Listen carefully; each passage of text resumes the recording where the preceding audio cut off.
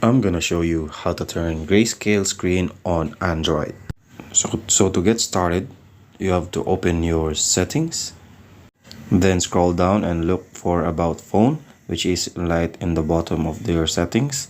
So from there, you have to click on it. Then next, you have to click on software information right here. Once it opens up, we need to activate our builder options. So all you have to do is click on the build number 7 times, tap on it. So from there, and after that, you already have developer mode on.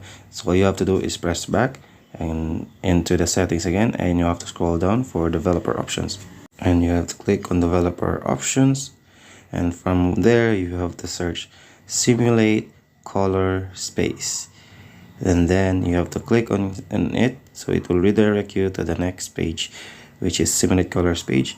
From there, it is set disabled, so you have to enable it by clicking it and then click on monochrome. So from there, you're already on grayscale. You have to press back so you can check if it's already in grayscale. If you want to turn it off, you just have to do the same thing. Okay, so that's how you turn on grayscale screen on Android.